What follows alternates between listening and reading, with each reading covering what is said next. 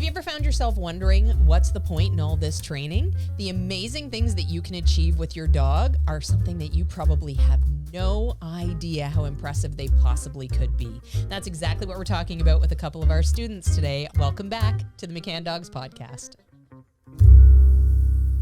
I'm super excited because we have guests in the studio today. And one of them you have met before. We have Steph with Clover, who visited us for a podcast episode before, and we had a great chat about living with a Scottie and training your first dog as a Scottie. Yes. But this is the debut appearance of Katie and her little Boston Terrier, Winnie. Yay! We're so excited to have you both on. And of course, Swanny, here in the studio. I'm always here. We leave her here at night. You know, we leave a little hamster wheel for her. We turn off the lights. We head out. Put some water She's in her fine dish. the next morning. Yeah. Hamster wheel and candy. Yeah. Candy. We leave her candy. You know her so well. That's exactly what's needed. All right. So, Steph, remind us who you are and why you're connected with us here at McCann Dogs. Yeah, so I've been training online with McCann Dogs since Puppy Essentials, and we joined when Clover was 11 weeks old, and she's just over 2 years old now, and Clover is a Scottish Terrier, and we are now in the Life Skills monthly members program, very happily forever. So we do lots of training with Shannon and Instructor Robbie and Katie. Perfect. All right, and Katie, give us a quick version of you and then where you've come from in dogs and all the interesting things. Well, Winnie's Boston Terrier. Mm-hmm. She's 3 going on 4. Okay.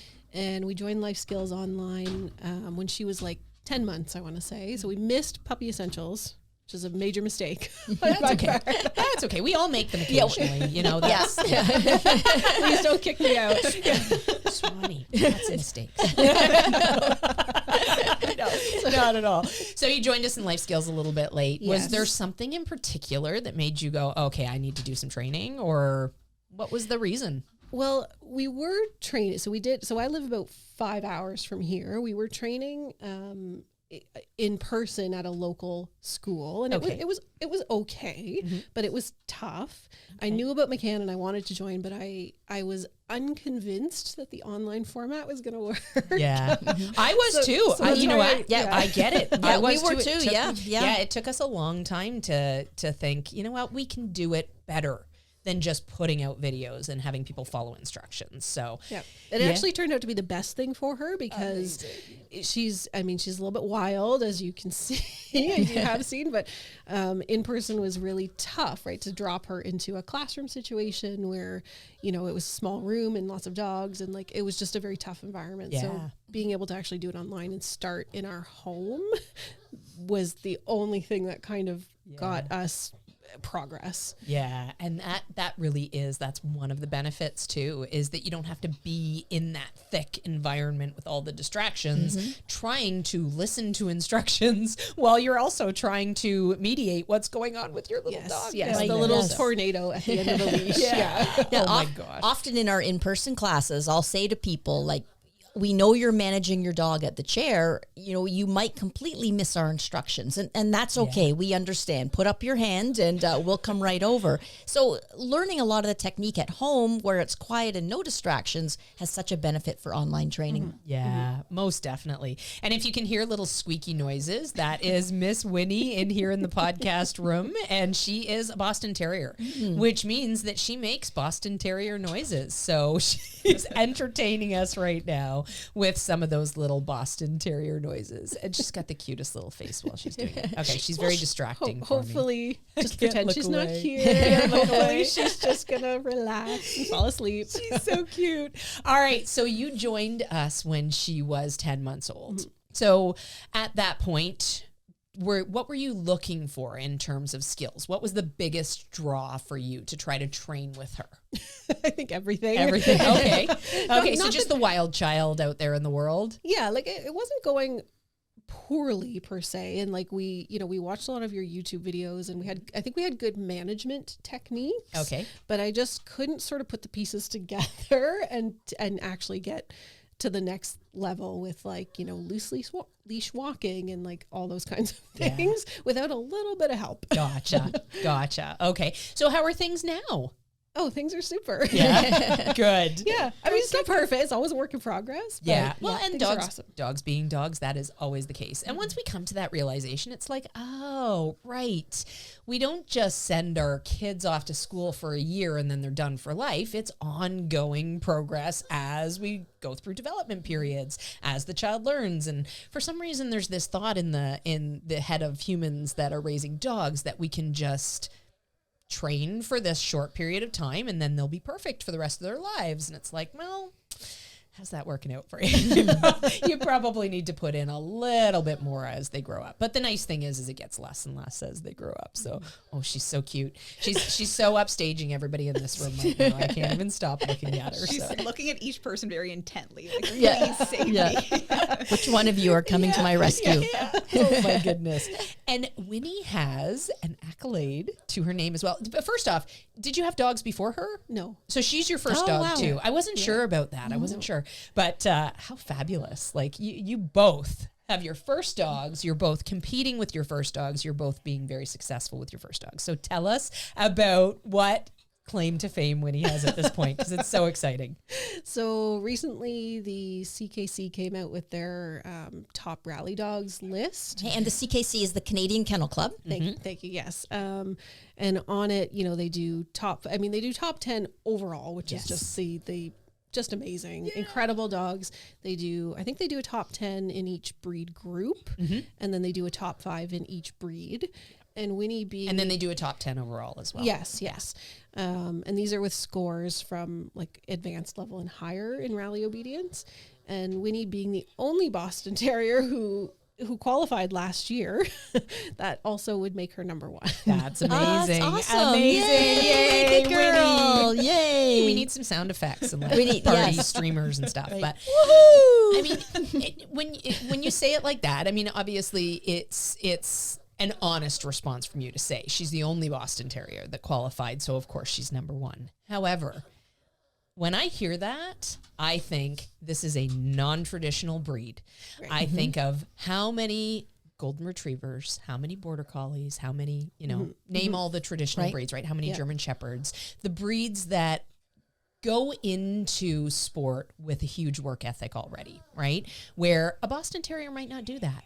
So that to me says that this is quite the partnership that you've built. And this is something you've put effort into, and you have not accepted, just like Steph, you have not accepted people saying, oh, you know what, if you want to do well with whatever the sport is, you need to get this kind of dog. You know what? Everybody out there, get the dog you want. And as long as they're physically capable of doing the thing, there's a way to get there. And I think I would say I'm prouder of that than ranking one amongst 100 of the breeds that are thank you. typical for that sport. Yeah. So you are very welcome. Thank and you. Good for you. Awesome. I think my ignorance kind of worked in my favor because I didn't know. It does for us sometimes. We get lucky with that. I had no idea that it would be uncommon to put a Boston into this sport. Gotcha. So I just thought, well, we'll just learn it and we'll just start doing it. Yeah, Right? Yeah. And absolutely. then that's what we did. Yeah. You know what? If you believe you can, then why not? Right. And if nobody's there saying, oh no, don't do it, and you do it, then you don't know any different. That there's but truly this is something that you should be very proud of. Yes. Very, very proud I was of. very excited. I felt very special. Our name got on the list. And Right, yeah. And you get a nice letter and certificate. yeah, certificate pending, but yes, Oh, I've okay. heard, Sure. I've heard, Gotcha. I've heard And it's coming. just stepping into the ring to compete too, that shows a Yes, lot, because it's that's huge. A lot of people train, but they never make that next leap to step into the ring. Yeah, absolutely. And it's very much like watching ballet, right? It looks so easy and so lovely. Ballet looks easy. Swanny, I'm saying for me, I For have you, all the that's grace in this relationship. That's true. No, That's I true. have no grace. Actually, Shannon can tap dance. I can't. She took tap dance lessons. I took tap, jazz, and musical comedy dancing lessons. Did you? as I a didn't young know man. about the musical Oh comedy. yeah, it was fun. It was really fun. I can see a new podcast topic coming up. Yeah. This will be a visual podcast. So Shannon should go into freestyle Yes. with Ned. Right? And bring tap dancing. Actually, heel work to music and things like that. Like, I really should because I love healing so much. I could definitely work in some tap Wait, dancing. you need what's the Simpsons relation? Tappa. Tappa, tappa, tappa. There you go, Albert. See, I would just bring those shoes that she had. Right. The Yep. shoes that made her dance across the stage like a champion. Alrighty. So enough about my tap dancing abilities because they're really not that good. Steph, tell us, not just me, tell us about all of the scent stuff that you've been doing lately. Yes, so we compete in nose work trials. So we've only competed so far with the United Kennel Club. We have goals this year of our first trials with the CKC, with the Canadian Kennel Club. We have one hopefully coming up in June. So with UKC, United Kennel Club, we have completed our advanced nose work title, which is the second level out of 5. We are hopefully, fingers crossed, tomorrow, if all goes well, going to complete our superior title. Yeah. If the exterior search goes well. They call it Superior? Superior's level 3. Wow. Now what's 4 and 5? Because Superior sounds... So 4 is master and 5 is elite. And so we've already completed a couple things in master and elite, but so every category kind of you can work your way up on their own. So yeah, we're just working our way through there. It's a ton of fun. I noticed such a big difference in her now doing this at age 2, and I'm sure it'll continue to get better in terms of her focus and just her drive and being comfortable in the trial environment with all the dogs around. And I actually I haven't told you guys this, but we found out recently, and again, certificate pending. So UKC every year they group dogs by breed group. So in terriers, so not Scotties particularly, but terriers, Clover tied for second out of most titles earned in 2023. Oh, wow. Oh, come on. That's awesome. Yeah, so UKC is across pieces of Canada and across the US. So apparently through all the terriers competing in UKC, so that Wow, that's amazing. Wow. Wow. Congratulations to both of you. Those Seriously, excellent well done. work. Yeah. Well done. So good. And I see how hard you work because we run a post in our support group for the members only students, and it runs from Tuesday to Thursday each week. And when we don't see Steph until Wednesday, that is an extreme rarity. Yeah, it wasn't even until Wednesday. We were already panicking when we hadn't seen her say good morning, good MMO morning in the early parts of the day on Tuesday. We were like, what the? What's wrong with Stephanie? Should we alert somebody? Like, Call the authorities. Should we send somebody to her house? Well, maybe she was at work. Or does work never? No, work never interferes with MMO. No, I would usually appear in MMO before work hours. Yeah. I have no doubt Steph works very hard at her job, but we don't see that part of her. We only see how hard she works at her dog training. So it's fabulous, absolutely fabulous. So both Katie and Steph are members of the members only program, which is our higher learning program. So once people have done life skills, either in-house or online, they can join us for members only. And in members only, we just do a mixed bag of everything. It's so fun. They have to be graduates of our life skills program, but other than that, we start from basics and we work through all sorts of fun stuff. So we started scent work in there. We started all sorts of fun things. We just did a month on patterning, which I know threw everybody for a bit of a loop because we're so used to doing shaping and doing luring and really coaching and guiding the dogs. And now we had this behavior that we were trying to say, okay, you sit back and let the pattern itself do the work. And I think it was a really good learning experience for everybody. What did you think of the month? Yeah, I loved it. It was something really different, and it definitely took a few sessions for Clover to sort of settle in and be like, hey, what are we doing? But then once she did, it's a lot of fun because I think for them it's like, oh, I'm figuring this out myself. Like I'm like leading the charge here. Yeah. So it was cool. Yeah, and the physicality of the body taking over too is such an interesting thing, driving behavior. So, all right, I thought that we would sort of structure our talk today around things that we at one point thought that we no longer think because we have come through and learned better. So I'm curious, and especially now that I know that Winnie's your first dog as well, which I wasn't sure about that when we were heading into this. I'm curious about some of the things that you guys came into dogs thinking and assuming and where you're at now in terms of those things. So I'm thinking about relationship. If I had said to you, you're going to build a relationship with your dog 4 years ago before Winnie came home, what would you have thought of that? Like, what would be the first thing that came to your mind in terms of what that looked like and what you visualized or fantasized that relationship would be? I think like, the embracing with the dog, right? Okay. Like snuggles. Yeah, Snuggles. yeah. Okay. Yeah. Yeah. Like that where the dog, runs to you and they love you and you're so happy to see each other. Like, Okay. that's all I would have known, I think. Yeah, like the slow music playing in the meadow, and in the meadow, yeah, and running. Katie in slow motion running towards Winnie in slow motion, which would still look probably pretty normal motion. It wouldn't look slowed down at all. It's super fast when she's running super fast. Yeah. Anyways, so the snuggles and like this like really lovely idea of a dog. Yeah, just the affection, right? And were you thinking that right from the point where you brought her home as a pup? Yes. You were expecting? Yeah, Okay. I think so. I think so. How did that go? What was the awakening moment Well, like? first of all, the meadow was full of ticks. Oh my gosh! Oh, don't get me started on the ticks. Oh gosh! I had to pull my pants over my socks. Right. Yeah, The cool kids were laughing from the sideline. That was reality.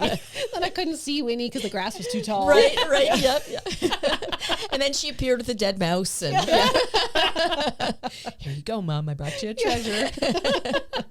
So what did it feel like when you actually brought her home? Did you feel a connection with her right away, or were you like, oh my gosh, this little wild child?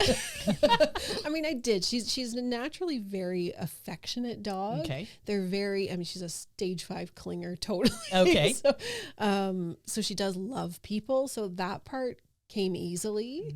Mm-hmm. But in terms of being able to communicate with each other, that's the part that needs work. Gotcha. Right? Yes. And that's the part that needs human training. Yeah. So were there any sort of like big light bulb moments in there where you're like, oh, you know what? Like we can fix this with this? Or did you just feel lost at the beginning? I think I kind of go into problem solving mode. Okay. So, Good. So I thought I remember feeling like, what do we do? What are we supposed to do with the dog all day long? Like she goes in her crate now. Like what? What do we do now? Okay, then we take her out and then we play with her. Like, is this right? Am I doing the right thing? Yeah.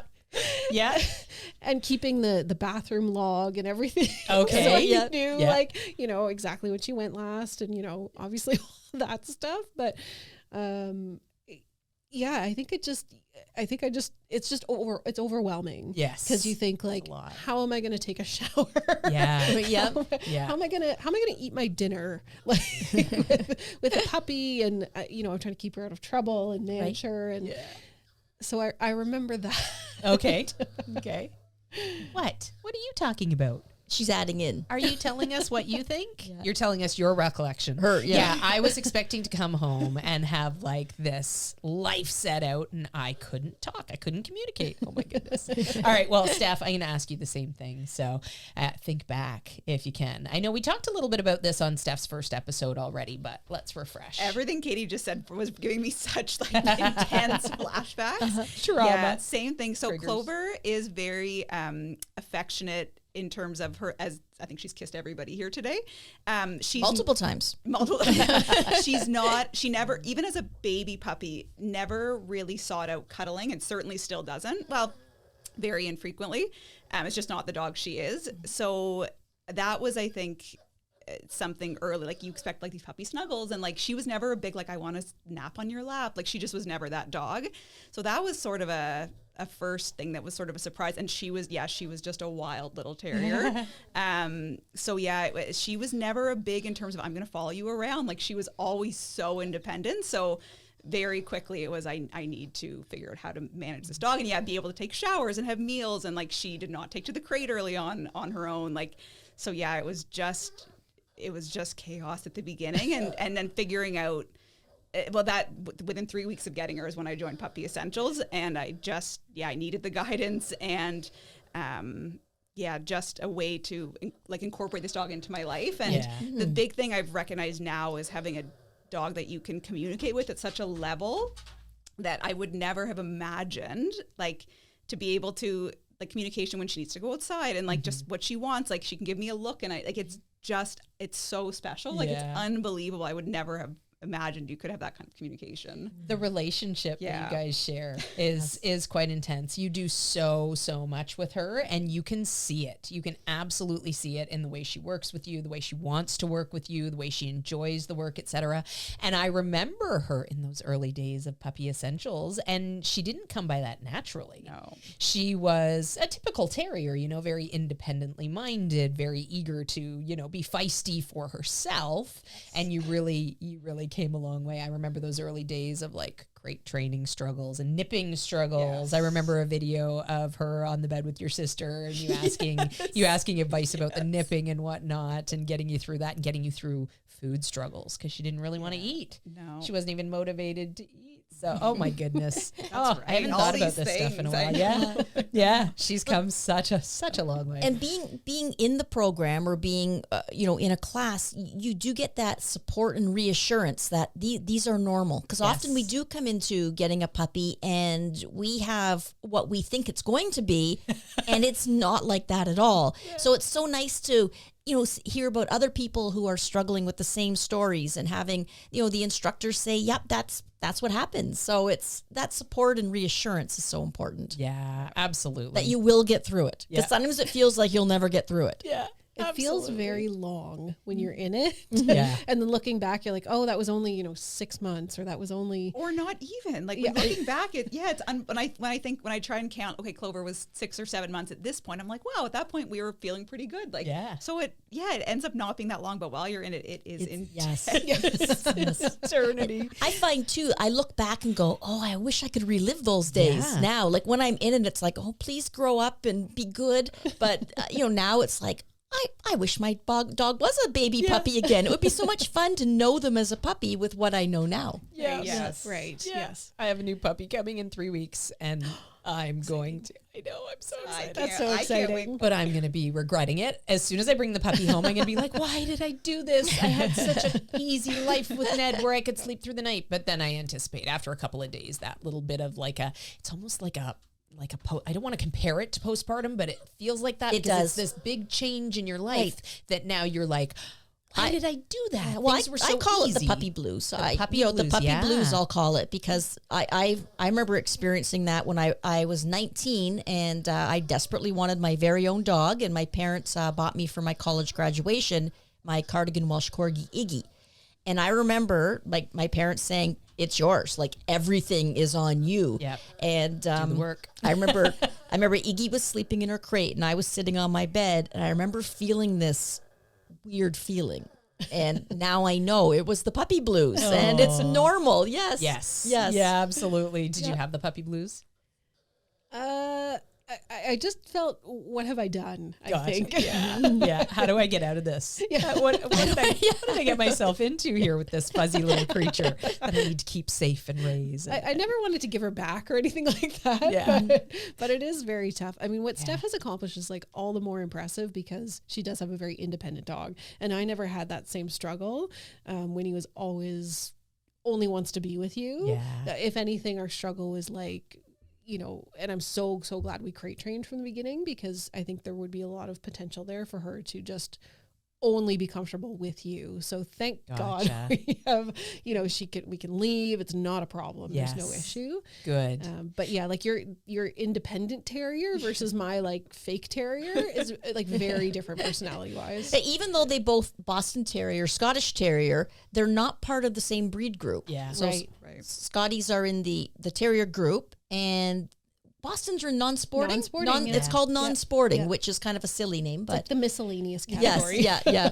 We don't know what to call these ones, but they're not sporting dogs. I think they just ran out of creativity. Right, yeah. That was the last day. It was Sunday. Those I think those were come up probably in the 1800s. So yeah, probably. that was a long, where dogs had a different. Yeah, and we're very much tools versus family pets. Right. So, yeah, it would be the function of the dog for sure. And this one is not carrying a duck home. a wet duck.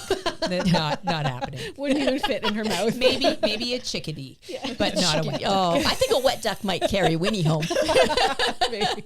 You may be right. You may be right. Actually, I often think about Clover's intensity with the squirrels, right? Yeah. And compared to, Winnie loves a squirrel. Of course, who doesn't? What good dog doesn't love a squirrel? And, she might chase it. She might bark at it if I let her, but if she came face to face with it, I don't think she'd know what to do with it. And I think Clover would know exactly what to do with a squirrel. She got very close to one of my parents' yard yesterday afternoon. It kind of tumbled. She kind of chased it towards a line of cedars, and she sort of surprised it, and it sort of tumbled out, got very close to her feet. She was but yes, her intensity with, I sort of allowed it to happen, but in my backyard at home, she loves to chase them when they're up in the tree line, and I think it's funny, so I let it happen. But I've sent videos to Katie, who doesn't think Winnie would bring that same sort of intensity to the task. Okay. Yeah. Okay. You think she'd just be more curious and chill about it? I think she'd enjoy the chase. Okay. And then if she ever got close, I think she'd go, oh, I don't know what to do. Maybe I should run away. One of my Malinois grabbed a squirrel by the tail as it was running up the fence. And I remember that squirrel turned and just latched onto her nose. Ooh, and the They have Malinois, sharp teeth. the Malinois let go, and the squirrel got away. And she had I took her to the vet. She had quite the squirrel bite on her nose. Oh my goodness. But it was Did they do anything for it? Just out of They curiosity? just cleaned it up and I think put some antiseptic on it. They didn't. But yeah, they weren't that concerned. I think I could have saved myself the $100 and cleaned it myself. But I thought, who knows what squirrels carry? So, but apparently they're pretty benign. Oh, well, that's good. Yeah. That's Yeah. good to know. Yeah. Ned got punched in the face by a frog on my property the other day. So I think I mentioned this to somebody already. It might have been this group. But I have this overflow pond, and it's full of frogs. And actually, I'm learning so much about frogs because I didn't know, and I don't know why I didn't know this, because it's so obvious thinking in hindsight, but I didn't know how they really evolved from the tadpole into the frog. So now, of course, I'm living and there's all these frogs and they're evolving from the tiny tadpole to the giant tadpole. Because I was like, what is that thing the other day? Oh, that must be a frog mid-growth. Oh, just keep learning. Just keep learning. I don't know much about amphibians. I need to know more about this punch, though. So he was sniffing at the side of this overflow pond, and all of a sudden this frog just came out. I just saw, because I was this frog came out and bopped him in the nose, and he did this little jerky shuffle back, and then the frog came at him and punched him in the nose again. Oh, wow. And I was like, I wonder if that was territorial. Is the frog protecting something, or was it just confused and was you'd think it would avoid jumping into the predator's face? But I was like, Nettie doesn't know what to do with the thing. But he'll chase it, but he calls off things, so he doesn't ever actually get to catch anything. The only things that he plays with are actually already dispatched ducks that we use for training. So Shannon, I want to come over and I want to film this, but with your face close to the pond. I wonder if the frog would be that bold with me. We're going to try it. We're going to try it. Yep. Oh, the road frogs? Trip to Shannon's. They're her plentiful. face by the frogs. My face by, you know what? And we'll video it for everybody to see. Yes. And then we can talk about frog behavior. Yes. Oh my gosh. All right. Back on track. Back to dogs. So, Katie, you mentioned crate training with her, and you were so glad that you crate trained with her. So was there any point heading into getting a dog that you were unsure about whether or not you were going to crate train? Because it can be a little controversial these days. No. Okay. Brilliant answer. I love that. I love that. That was not something that I had to think twice about. Yeah. I understood the value of the crate, the need for the crate. Keep her safe, keep her out of trouble, give her a place to rest where she's safe and can just decompress. And she still uses her crate. She's almost 4 and her crate is open and she often goes into it by herself. And honestly, if we're going to be gone for a long period of time, I will still put her in the crate because then she just can hang out and she's not looking around wondering when are they going to come back. Yeah. She's like, okay, I'll just sleep. For her. Yeah. Perfect.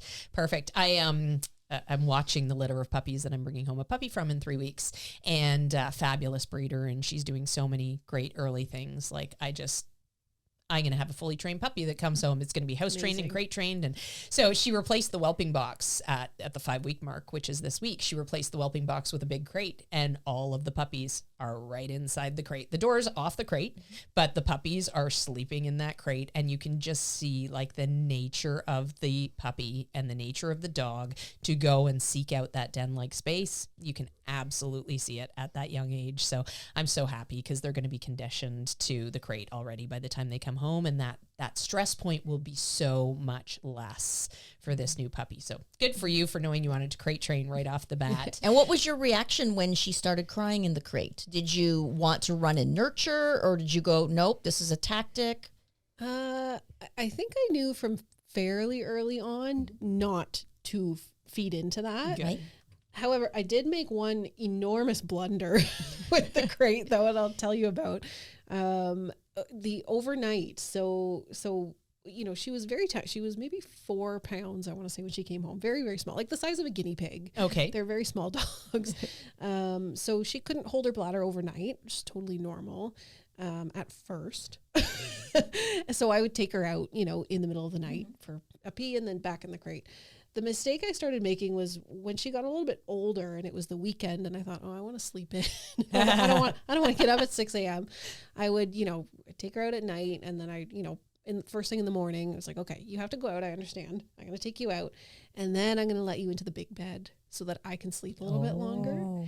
And she back chained the heck out of that. Right? Yeah. And she figured out if I have to go potty and then I go outside and I go, then I get to go in the big bed afterwards. So that quickly became like, you know, the routine. Like it was 6 a.m. say to start on the weekend.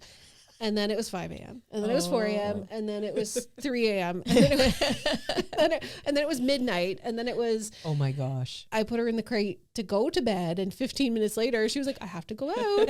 Oh, they're so clever. I want to sleep in the big comfy bed with Yes. you. So for anybody who doubts the idea that a dog can learn to fake pee to get a cookie, here is proof that they can learn far more broad concepts than that. Oh, wow. We definitely want to try to disassociate those things from one another so that they're not thinking, I can wake you up at 3 a.m.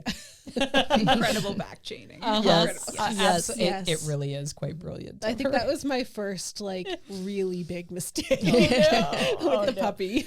Well, you know what? It was a good one to learn from, and every puppy moving forward will have a different crating experience. Oh my gosh. Right. Steph, was there ever a point where you considered not crate training your pup?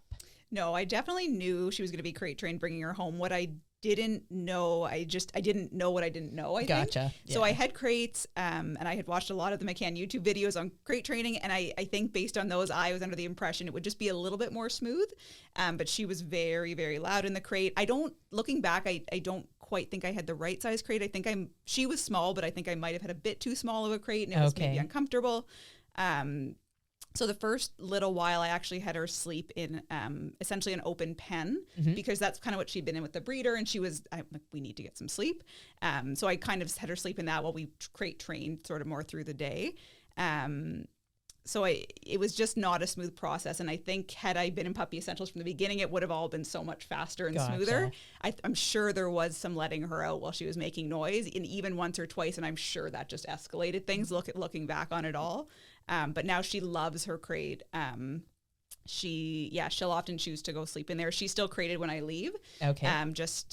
We haven't worked on so much on her being out, and the couple times I've tried, she gets a bit uncomfortable. So she's happy to go in there and snooze. She still sleeps in her crate overnight. In fact, I've tried to offer her to sleep in my bed, and she looks at me like, this isn't where I sleep. So yeah, she loves her crate. She'll often choose to nap there even when I'm home. And in fact, she knows, like, when my routine of like getting ready to go to the office or go out, she will leave her little spot at the window and head right into her crate. And she's like, this is where I go. Yeah.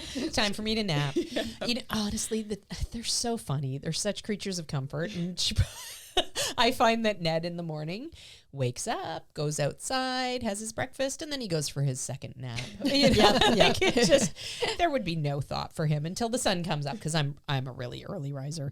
Once the sun comes up, then we go out and adventure a little bit before work has to start. But that desire to go back after eating, go back, have a nap. I'm so envious of it. I would like to finish every meal and then go and have a nap. Yes. Fun. Okay. All right. I'm wondering what things stuck out in terms of the surprise factor. What were the things that kind of you weren't expecting and they suddenly became part of your day-to-day existence? Is there anything that springs to mind? Not really. I think I'm most surprised by how much I've been able to train her. Actually. Okay. Well, that's, you know what? That's a great surprise, because I think most people expect that dogs can learn a sit and a down and maybe a come, and that's about it. But once they're older, they can't learn anything. Yeah, yes. Old dogs need tricks. Yeah. Why don't we give dogs any credit? Oh my goodness.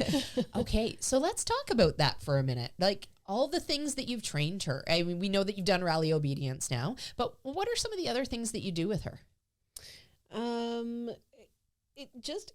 Honestly, just even being able to go to a class or go to a new place or go to a trial, like, that is not something I ever imagined we could accomplish without her sort of losing her marbles. Gotcha. So, like, to me, I'm just thrilled to be there. Yeah. I just, that we can, enter and, she's got some composure and, let alone to actually go into the ring and compete in that situation. Coming from, where we started and remembering where we started, where it was just madness. And I think her natural state is quite wild, actually. She's a feral Boston Terrier. Feral, yes. Like young Christine. Feral. They fit right in. They might all be, I'm not sure. They're like total party dogs. Right. They love a party. Yeah. Just super excitable. Everything is exciting. Like I sometimes compare her to Buddy the Elf. That's her. She's just so happy to exist. Smiling's my favorite. Santa's coming. I know him. Yeah, exactly. Such a good movie. Yes. Year round. Great movie. Great movie. Oh my gosh. So the biggest thing for us has been like to have composure and for her to have, okay, I understand. I'm excited, but I understand what you've asked me to do and I'll do that thing. Amazing. Well, and I have to say, when did you do the first private lesson with me? Do you remember how long ago that was? Maybe 2 years ago. 2 years ago. Yeah. Okay. So it was a while ago now. Her coming in this time was a completely different experience. Like, she came in, she was ready to work with you right away. Like, she's obviously now rehearsed and practiced going to class, getting used to the idea that class is the work environment and that her focus should be there, because she was on it as soon as you came in today. And I was really impressed with her. Thank you. You've done a great job. Yeah. You've done a really, really nice change, job. Yeah. I was wondering how long ago that first private lesson was, because it felt like it was a long time ago. And especially when I saw her today again, it was like, oh my gosh. Yeah. I think 2 years, because we started rally about, I want to say, a year and a half ago. Okay. So, and that really kind of set us on a steep trajectory to really kind of refine those things and work on the composure and work on the listening skills and really put it to the test. Yeah. But I mean, we never could have even gotten to the first class if we hadn't done life skills online. like not even, I'm not joking. Like, and I thought going to the first class, I thought if all we can do is sort of stand to the side and just, have her hold a sit at my side, and that's all we can do, I'll be happy with that. Yeah. Like, that was the starting point. Well, she has definitely made you proud. You've done a great job with her, so that's awesome. I want to talk about rally for a second. What is it about rally? First off, rally obedience is, like, I always say, it's sort of like the hybrid between obedience and not really agility, but something more sport-based. So it basically takes... Kind of like, maybe, would it be like dressage horse riding? Where you... Yeah, but not quite. I would say... It's a course that you have to change on. And yeah, but so dressage to me seems more like the obedience component. Maybe it is more formal, very formal, and there's one cue for everything, and, the horse just has to perform, and the same with the dog with obedience. In rally, it's a little bit more... You can talk to them. You can, your pace, your perfect heel position, all of the things that make obedience special are not necessarily part of rally, but... It has a very unique set of skills that it brings to the table. And along with you can make it as staunch as obedience, but you can add the fun element into it too. So it's sort of like this mixture of heel work to obstacle stuff, because there can be cones to weave around and spiral around, and there can be jumps in the mix, but not really athletically incline jumping. I was telling Katie, while we were doing a lesson earlier, I was telling Katie that I lost an excellent rally run with my very well-trained dog because he knocked the 12, or I think it was a 12-inch jump at one point. It's very disappointing to lose for those silly little things, but at any they rate, happen. they do happen. Absolutely. But and those are the ones that stick out, right? Yes. So what is it about rally that appeals to you? What is it that you love about it? I think the fact that, like you were saying, it's more casual. That has made it sort of an accessible entry point for us, that, you know, I can be encouraging and be, you know, it's supposed to be fun, really, right? Yes. And you talk to the dog, you can give multiple cues if you need to. So it's sort of, it enabled us to kind of start into dog sports. And I don't know if I would ever go to the level of like obedience competitive. That might be too much for me. Do you watch it when you're at trials? I have not yet. Oh, okay. Not yet. Okay. I think I am interested in. We just started Caro, so we initiated in CKZ, and we've just moved over to Caro. In addition to that, and I am interested in doing Caro working. Okay, which I think is a little bit like obedience. So that's the Caro working title. It's very cool. There's so many different aspects to it. Yeah, I don't know that it's as formal as obedience, but no, nothing. I think nothing is, right? Yeah, probably not. It really does. On the surface level, it seems very boring and staunch, but I love it. I love it. So it'll be interesting. I'll be very interested to hear if once you start seeing some obedience, if you think, oh, I do want to do that. So initially when I got my first Rottweiler, and I was dying to do agility. And I remember saying like, oh, obedience looks so boring. It looks so staunch. And this was a long time ago, granted, but I didn't fall in love with obedience, and I can tell you the exact moment I fell in love with it and said, I want to do that, until I saw a really nice working dog in obedience, and that dog was flashy, and the tail was up, it was happy, and I thought, why is that dog enjoying this activity so much? Like, how do you make that happen? Right. And that's when I decided, you know what? That's got to be such a bond. That's got to be a crazy, crazy relationship that you have to build to make something that looks that boring, quite frankly, sorry. But at the time, that was my thinking. Right. To make something that looks that boring be an appealing activity for the dog, like that really drove my desire to learn more about obedience. And then, of course, we had an amazing instructor in Deb McCann who just like lit that fire every single class I went to. And I was hooked. So you're going to do some rally in the future. Yeah, we've done some rally classes, kind of off and on a little bit. They're not down where I live. They're not offered super consistently, but yeah, we've started. It's a lot of fun. I think she has real potential. But yeah, it's something we'd like to work towards for sure. I think she has real potential too. Yeah. You also have a very talented dog that you have created. Originally, she came home as an independent terrier, and now you guys are quite the partnership. Yes. So, is there anything else on your list of wants? We did an intro to barn hunt seminar this winter, which she surprised me which if you remember when we started scent work, she was also very off-put by the colanders, by the scent. We weren't totally sure. It was a little bit similar. A lot of the other dogs, there was a lot of terriers that were, what I thought she was going to do was sort of in a very manic way, try to pull towards these rat in these tubes. And she was very like, I'm going to take this in. Like, she kind of went up to it and sniffed it, but she's like, I'm really not sure.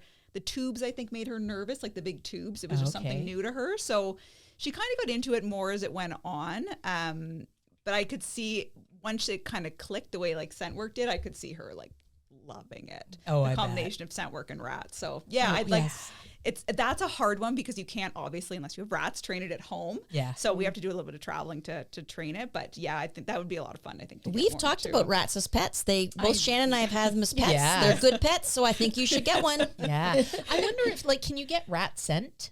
I was wondering that. Yeah. I mean, that sort of bridges a gap in field work because you don't necessarily go right to birds right away, but sometimes you want to bring in some of that smell. So that might be an option. That would be awesome. Or you could go with Shannon to Toronto tonight and go behind some old restaurant. I'm sure you'll find a rat. You know what? I'll see what I can do tonight. I'll see what I can do tonight. Thank you so much.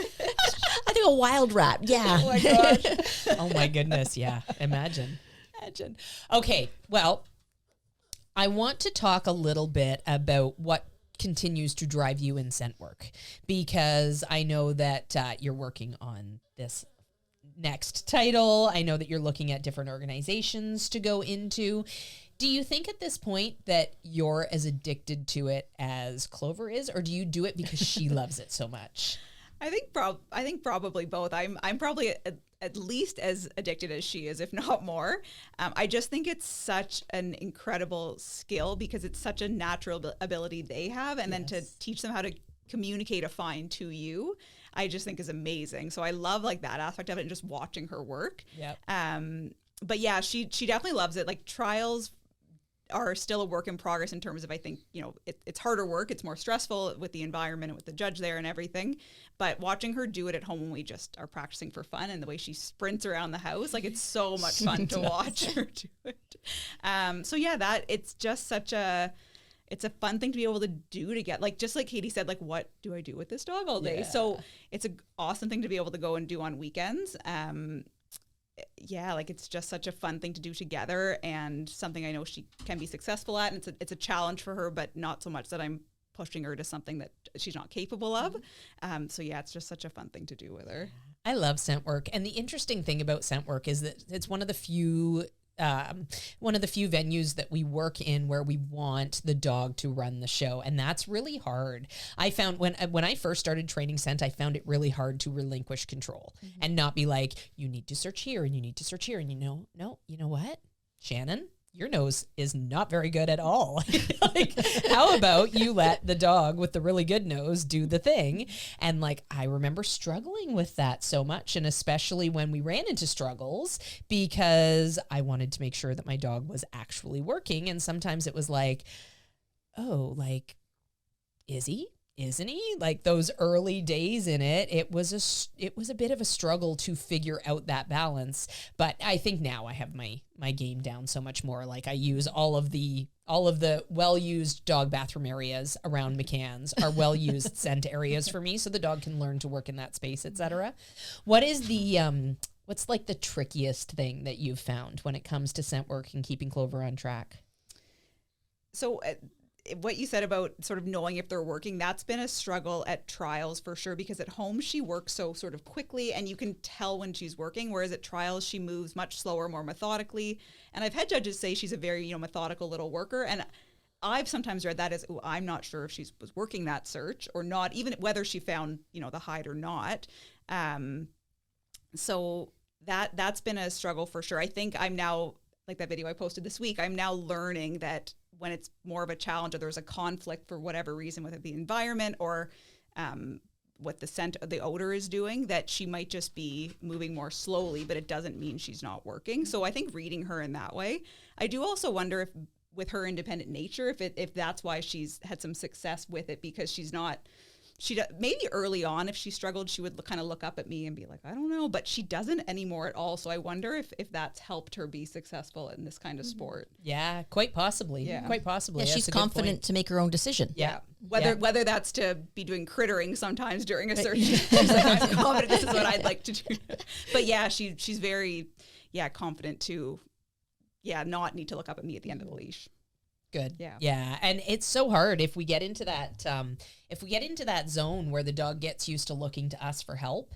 That's a really hard problem to work back from. So you want them to be independent and ready to take on the world. So, what about you, Katie? What are your aspirations for anything else outside of rally? Is there something? I know you said obedience really isn't your bag of tricks. I'm not sure that it would be, but so the working class, I think I'm interested in trying that because that's a little bit different. Mm-hmm. I'd like to try hoopers as well. Oh, fun. Yeah. Fun. Hoopers is a pretty new sport. Mm-hmm. One of our instructors, Instructor Nancy, has been doing some hoopers, and she posted a video the other day, and I was like, that's really, really cool. Mm-hmm. So what appeals to you about hoopers? Winnie's very fast, and I think she would love to run, just sort of flat out run. We have done a little bit of agility, and that's really enjoyable too. I don't think I would ever, try to sort of compete in it, just with the way her body is built. I'm very just try to be conscientious of, not being hard on her back and things like that. Right. But Hooper's is very low impact. So it's kind of a nice alternative. Like, it's all flat course from what I understand. And there's the distance handling aspect too, which would be an interesting challenge. Yeah, definitely. I think you stand in a box, right? Yes. The handler has to go stand in not inside of a box. It's a big Amazon box. Yeah, it's a refrigerator box. And then the magician comes out and cuts you in half. Yeah. So in a taped area, right? Yes. Like a zone. Yes. Yeah. And then you have to direct your dog, I think, from that distance, whatever that is. Yeah. Yeah, from what I've seen, it looks like such a fun thing to do. Yeah. So she'll be great at it. Do you notice any like stop points with her being a short-nosed breed, a brachiocephalic breed? Do you notice that makes it tricky for her in terms of exercise or heat? Definitely, it's a factor just to be conscientious of. Mm-hmm. Definitely with heat. Yeah, she doesn't cool herself as effectively as a dog with a longer nose, because of the way the panting works. I don't know. I don't know how to explain it exactly, but basically dogs cool themselves through panting, right? Yes. So in a short nose, there is not as much circulation to cool the air. So I definitely know she gets warm quickly, so I have to keep her cool. Other than that, I mean, her structure's quite good. Like, and she's also very fit. Thank you. Yeah. I try to keep her very fit just because of the added risks there, right? Yes. Like, I do want to keep her sort of on the leaner side, don't put any extra stress on her respiration. But I think she's pretty sound in terms of like her palate and her nares and like, all of the things that go into BOAS. Like, it is a factor, but there's a lot of degrees within that for how severe it could affect a dog. Right. Does she snore? I was just wondering that. It depends how she is positioned. Okay. So she may snore, but it's like if she's curled up, you might get a bit of snoring. If she's stretched out, you wouldn't. Okay. Gotcha. Aw, she's not snoring now. No, she's not. Does Clover snore? No, she's a very quiet sleeper. Occasionally she'll let out like sort of a very like a satisfied, just like a grunt kind of, but no, she's always slept in the crate in my room, and yeah, she is a silent sleeper, which is very nice. Oh my goodness. Was there anything that surprised you about Clover? In terms of her that coming, sticks out in terms of anything, like just in terms of what you were expecting when you brought her home and what ended up being? I think the whole puppy process surprised me. Like, I guess I had a sense from the McCann YouTube videos, but I think living it is a surprise. I think I didn't appreciate how much management would be needed and help, I think. And I still, even though she's 2 and she's super trustworthy in the house, like when I'm there, I still do so much management. And I just think it creates a nice life, at least for me. I think for her too, knowing sort of what to expect and what's coming. So I think that surprised me in terms of how much that would be a thing, because I grew up with a dog. We got her when I was 7, so I have no memory of those early stages. And then when she was older and I was older, she was just a super chill dog around the house. Gotcha. So that's my only memory. So I don't think we did that level of management with her when she was young. But yeah, so that really surprised me and still does. Now that we have our system down, like it's so great. It just makes for a really easy dog to live with. And I think that's all because of the management from when she was young. So I didn't appreciate how much it would be needed, but how much of a benefit it is. Yeah. I mean, the McCann method is all about making it easier on us, making it easier on the dogs. We come into it knowing that they don't know anything and we need to guide them. We need to show them what we need to do. And a lot of the times I always say, we would not go into a space with our children, with our 2-year-old toddler and say, okay, you're ready for the world, make good choices. But with our dogs, that's exactly what people do. They bring them home, they put them down on the floor in the home and they go, okay, make good choices. And how is the dog supposed to make good choices when they're living in a world that's completely contradictory to what their instincts will tell them to do? So yeah, we want to guide that the whole McCann method is built on that guiding principle that we are going to manage the situation so the dog is set up for success. They're not in the thick of it going to make a ton of mistakes that we're then going to get irritated with them about. right? Like that's not fun. That's Well, not you fun really for don't anybody. have to correct them very much, right? Like if you're kind of doing it right, Exactly. the corrections are very infrequent. Yeah. So it's mostly just fun. Exactly. And as long as when those moments come up where you know, I need to correct this behavior, I need to make a point with this, I need to not let this thing go on, as long as those moments, you have those honest moments with your dog, generally they are going to do the right thing. You know, they're so great at wanting to be part of the systems that we create that as long as we give them the incentive to do so, they're going to be right on the money. She's a good girl in there too. I keep looking at her as I'm talking. So curious what brought you to the Boston Terrier as a breed to begin with? It was a very scientific process, Shannon. Oh. It involved an online survey and so when we decided we wanted a dog, so we had cats previously, and then both cats passed away eventually, and decided we want a dog. I've always been interested in having a dog. I did grow up with a dog, but I didn't train her. I was young, so decided now's a good time to get a dog. So I think CKC or the AKC website has on it a quiz about yes, those quizzes. Yes. Okay. Yeah, and it's like, what's your tolerance for shedding? What's your tolerance for barking, for drooling, for I don't know, in independence versus a cuddly dog, and you go through and it spits out a bunch of results, and Boston was one of them on the list. So we went in and researched all of those breeds. What were some of the other breeds? I think a Cavalier was on the list. Okay. Cavalier should be on everybody's list. Lovely. They're just such sweet dogs. Yes. I think they were on the list, and gosh, I can't remember what else is on the list. You'll have to go back and do it. I know. And then report back to I us. kind of want to go do that quiz. I should take it again now. Right. And see if it would still match up. Yes.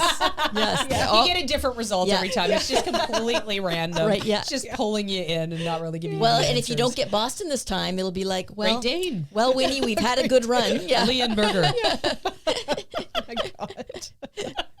Aw, Winnie, we've had a good She has to be run. passed on to someone else who gets Boston. I'm going to do it and get Boston, so I get her. We will all have to do this quiz and then report back on what it tells us to do. Yes.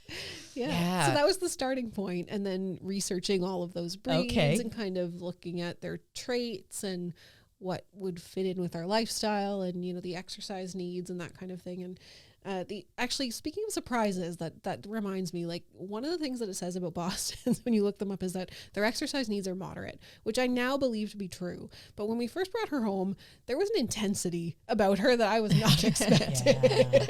Gotcha. When she would get the zoomies and stuff, she's just high as a kite.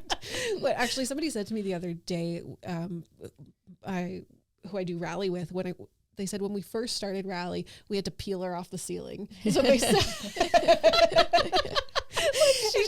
she hovers midway around. that's right. Yeah, Closer now to she's the- hovering. Oh my God.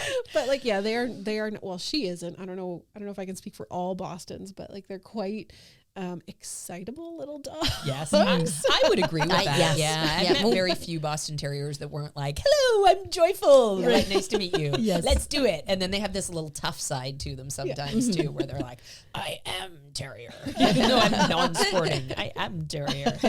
So, how would you sum up the breed? If somebody was saying, tell me about the Boston Terrier, I'm not sure if this is going to be the right dog to fit into my life. Yeah. What would you tell them? What would your best advice be? Oh boy.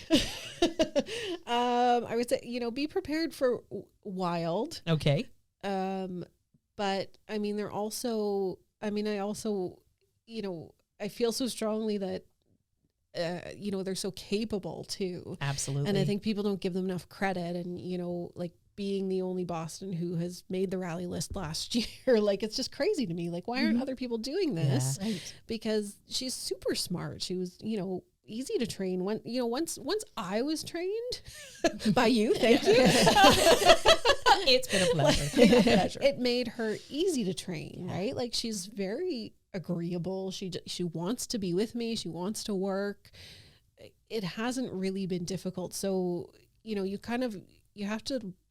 you have to learn how to kind of get them down off the ceiling, I guess.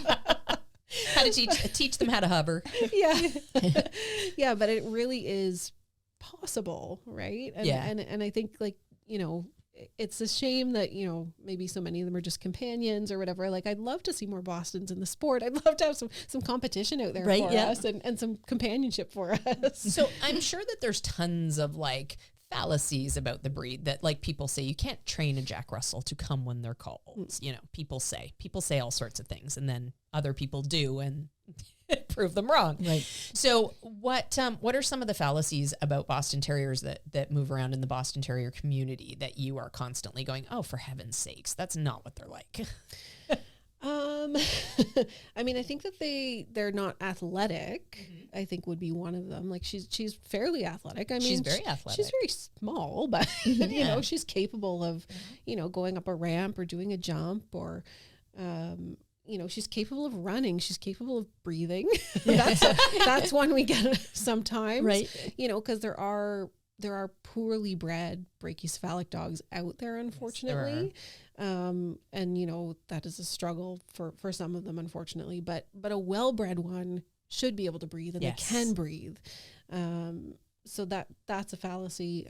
Also that they're just sort of uncontrollable chaos, right? Like sure, they might start that way, but you can work through it. You can get, like, and certainly in the house at home, like, she's just chill. Like, she's not causing chaos, and she hasn't for a very long time. Good. Well, she's certainly not causing chaos now. She's just having a lovely little nap. And they're born with just like a little nub of a tail, aren't they? Or are they? Yes. Yeah. No, that's her natural tail. Her natural little nub. Yeah. It's short. That's part of the breed standard. And her tail, if you want to feel it later, it's like a little corkscrew. Like a little corkscrew. Yes, it is. Yeah. Like a little piglet tail. Yeah. Piglet tail. Oh, okay. Yeah. No, her ears are natural. Her tail is natural.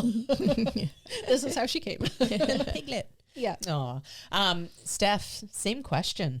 What are some of the things that you've just blown out of the water in terms of the myths that have to do with Scotties? I know I talked about this last time I was on the podcast. The big one, and when I researched Scotties, every single website and many Facebook and internet posts says Scotties are stubborn. And I think they use that for a lot of breeds, but Scotties, it's near the top of every list. And I'm assuming it's because they are so independent. Yeah. And I think I said this last podcast too, was when I was reading about that and debating if I was, you know, if a Scottie was the right dog for me, I was like, I don't even know what that could possibly mean in a dog. You have to train any dog. Like, if she's stubborn, I guess I'll figure it out once I get her. Like, I really want a Scottie.